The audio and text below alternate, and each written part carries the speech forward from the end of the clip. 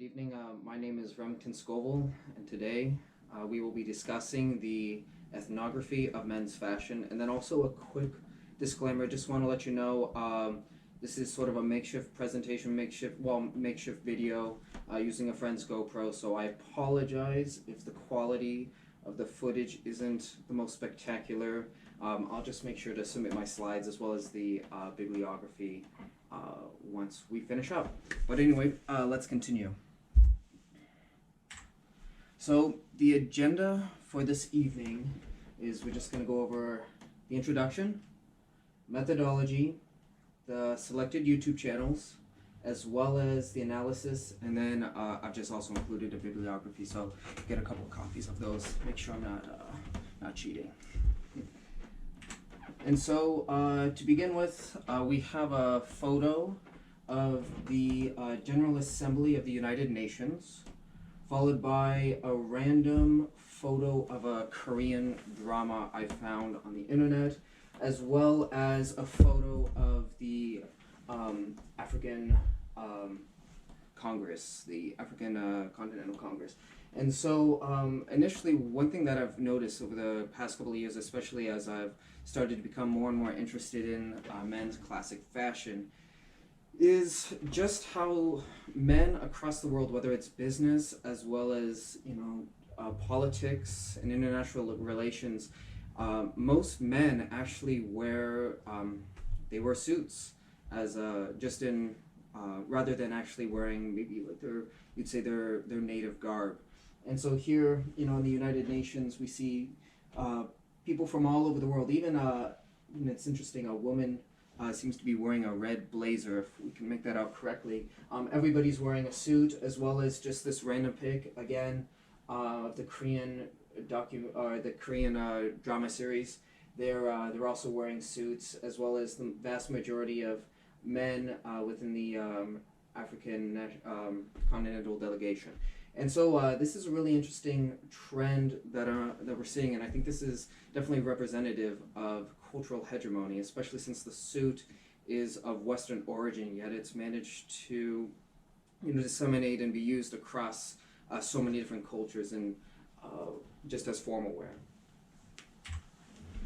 And so we talk about methodology now. So I wanted to choose YouTube as the site where I wanted to conduct my research, because I currently believe YouTube is a part of a current revolution we're seeing within not only the flow of information, but also in terms of education. As YouTube provides the opportunity for pretty much anybody to upload their thoughts, people are able to comment, and it seems to be a really fascinating video and just online forum. And plus, I've been using YouTube for, I'd say for over a decade, and it's definitely something that's a current and pretty famous site. So everybody's on YouTube. It's renowned, it's standard, so I decided to go there. And so with conducting my observations, as I'll talk about in a little bit, there's a YouTube channel that I'm subscribed to called Gentleman's Gazette, and I wrote about it in my proposal. And I wanted to use Gentleman's Gazette. It was actually the one site that really inspired me to focus on fashion for my ethnographic project, especially since, as aforementioned, I'm very, very interested within men's fashion. And so I decided to use Gentleman's Gazette as my control, since I know their presence. I haven't personally commented, but I've read through the comments, and I've looked through a lot of their videos. And so I just decided to watch 3 of their videos, look at the comments, and also look up, what other, I wouldn't use the term like meta-analysis, but also I guess like other people who have commented or made videos about Gentleman's Gazette. And then I, especially inspired by the 2 photos on the previous slide, is also looking at what are especially like clothes and outfits of professional wear, classic wear that Asians might be wearing, and of Asian influence as well as African. So then there's 2 YouTube two other YouTube channels, Fashion Classic Trend, as well as Isaac Yu, who will be representing I guess, the other variables where, just looking at how are other people commenting on those channels because they're of different ethnic as well as geographic influence. And then the rationale behind my methodology is I wanted to make sure that I was analyzing and assessing both Isaac Yu as well as the Fashion Classic Trend. Thank you, sorry, that's a little bit of a mouthful. Just to compare those, just a complete juxtaposition in terms of not only comments, but are other people making videos about, those other two channels. What's the ongoing dialogue? Especially how are people, not only like the rate of interactions, but also looking at like subscriber base, pretty much any raw data that I could just see more or less superficially on the page and be able to read, as well as also looking at like related videos. And so with seeing this, I'm able to, it was really quite interesting, talking about a thick description, just not necessarily just looking at it for just the raw numbers, but also looking at, why is this necessarily occurring? Like, is this an ongoing perpetuation of, the Western stylistic fashion trend? Is this perpetuated onto you or with YouTube and continued with YouTube? Is YouTube necessarily a representation of this? What is the overall greater significance, and as well as also exploring, potential like economic factors that might play into, what truly makes, Western formal classic dress more hegemonic than say, like what we'll see with Isaac Yu and the fashion classic trend. There we go again. So let's go to Gentleman's Gazette and explore that YouTube channel. Let me give you a little bit of an introduction. So this site solely focuses on men's classic fashion, especially men's classic fashion from the Western world. It's led by Sven Raphael Schneider, as well as two other gentlemen, as well as Schneider's wife, who they'll give opinions, but also primarily just support the channel. They're all Americans except for Schneider, who's of German origin. And so, I think it was really quite interesting that, he explains his business attire, hence the photo beneath, but he also, talks about like subversions or just different stylistic ways or like subgenres of men's classic fashion.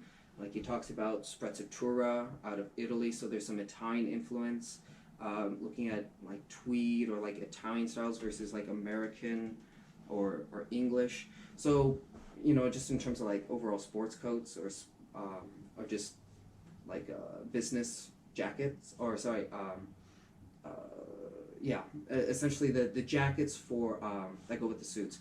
And so, those are all very Western things, and I think that's the one thing that I'll later discuss that's going to be very relevant to the overall analysis, as well as looking at the participation. It seemed to be primarily men from either America, Latin America, or the Middle East.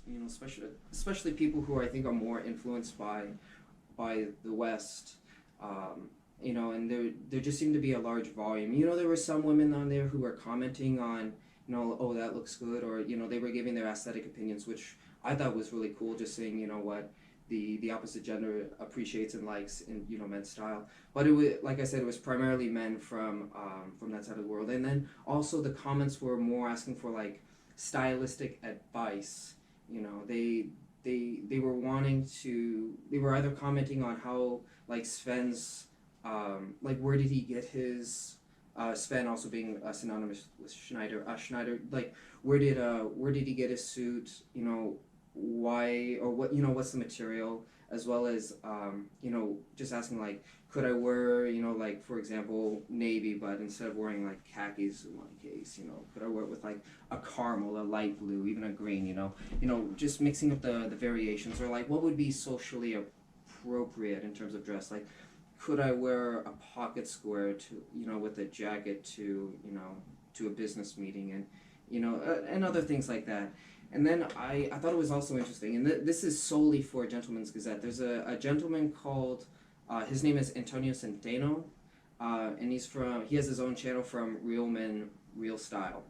Now, I'm not subscribed to this, but I did watch his video on Schneider and Gentleman's Gazette just out of curiosity and for the sake of this exploring dialogue. And it was interesting because watching one of his videos about Schneider,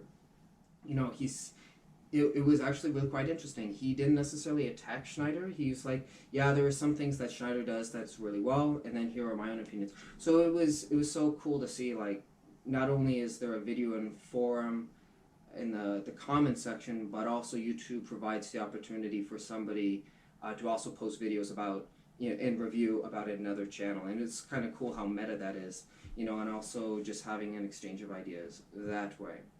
And then we'll move on to fashion classic trend. And again, I just want to make sure I iterate that I found this site merely just by using the randomness of the Google search. I was like, African classic fashion men, and I did the same also for Isaac Yu. So that was one of my controls.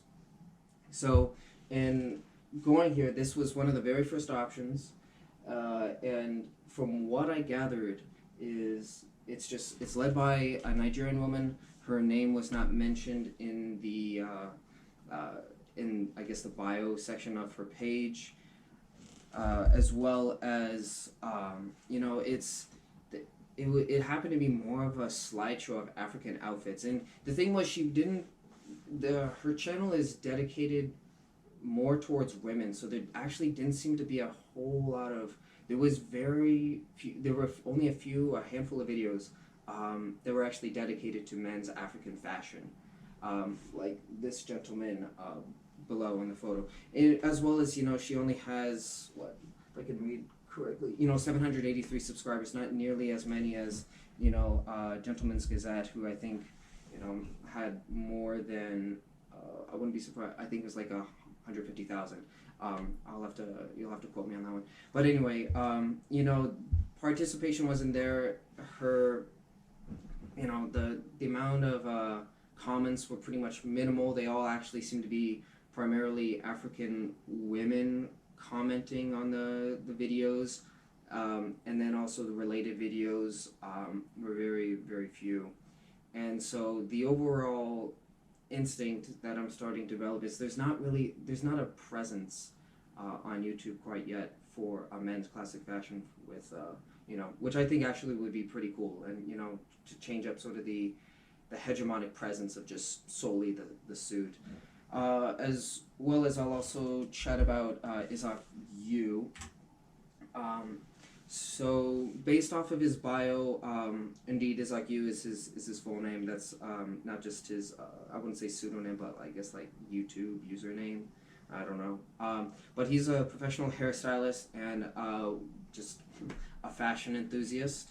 The vast majority of his videos are not about men's fashion. They're about hair. And again, I just typed in, Asian classic fashion men's, and then this is what yielded. And again, there wasn't anything like with any Korean formal or Korean traditional formal wear, and I don't even know the name for the actual robes. I know they're not kimonos, but they seem to be similar. Again, I want to make sure I don't talk about anything I don't specifically know about, but the commenting, since it seemed to be more not that informative like Gentleman's Gazette, it seemed to be more about, Isaac's seemed to be using it more for like social media purposes and just to show off, who he is, his channel, how he cuts hair, And then there were a few videos that I included, or that I watched, where he was just trying on different outfits that seemed to be more about streetwear, and almost like having this edginess, clothes that wouldn't be. So I had some technical difficulties. I guess the GoPro decided not to. I guess not to film. So hopefully you got the last little bit. I'm just going to jump to the analysis, get to the fun part. So in doing the research, I definitely, after it, I wanted to, and just exploring, the whole notion of hegemony, especially understanding cultural hegemony and cultural Marxism, especially, in reference to the Antonio Gramsci unit and reading we did. Fascinating, by the way. My claim and what I'd like to assert is YouTube passively continues hegemonic trends while enabling other voices to be heard and their ideas explored. So, and just based off of the empirical evidence, looking at the UN, looking at, the standard, seeing when presidents, for the past, I'll just say since 1945, when the vast majority of American presidents meet with, fellow, fellow global leaders, most of the, and especially if they're men, they're all wearing suits. That seems to be undoubtedly the norm in the business and political world. And that's definitely due to not only, the post-colonial trends, how, the Western world, you can talk, as I know now Ferguson, for example, when he talks about the 6 killer apps, he brings up, denim jeans and how everybody loved denim jeans, and it's I guess what, proliferation? No, that's not the right word. But it's just its omnipresence, across the world, and just how, just like the jeans, definitely Western formal garb. It's just the norm, and so definitely we see cultural hegemony in this respect.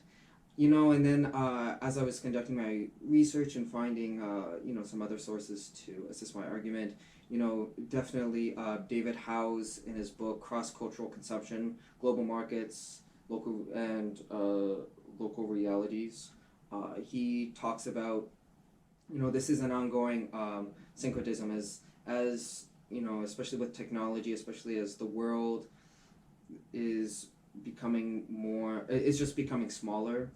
We're starting to see this ongoing syncretism within cultures and how cultures are binding, and that seems to be interesting. And he definitely asserts, though, it's led by the West, and then, there seems to be some other, and why I say YouTube also enables other voices to be heard, their ideas explored, is because there's still a presence of others who use YouTube as a platform to bring up different ideas, hence why you had, classic fashion trends. Fashion classic trend, there we go, cool. As well as, Izaki. It's providing a platform for their form to be able to show, difference of ideas or some formal alternatives, in other cultures. And so, and also there seems to be with a rise in nationalism. You have leaders like Indian leader Modi, as well as like Evo Morales out of Bolivia, or formerly who's I believe the prime minister. Who would always wear like the garb, the formal garb of their country, and that was super cool. And it seems like there's more and more of an opportunity and an acceptance of non-Westerners to formally wear those, or like we saw in the video with the African continental delegation. They're all wearing, not all of them, but some are wearing, their traditional, I don't even know what you call it, but that traditional formal garb. And I think also people in the third world, especially like in Africa, they're still doing a technological catch-up, so they haven't yet had that opportunity to be able to post on YouTube, have access to the greatest equipment, all of things. So they're still not, compared to the West in terms of their capacity to post ideas and to be able to have nearly quite the magnitude and volume of ideas and just online presence. But definitely, with having, as soon as, iPhones are able to be, just whenever, especially pretty much the average African is able to, if not already have an iPhone or an Android, being able to increase their presence on the web is definitely, we might see a change in that. And I wouldn't be surprised if there's an increase in just the comments as well as the discussion, including those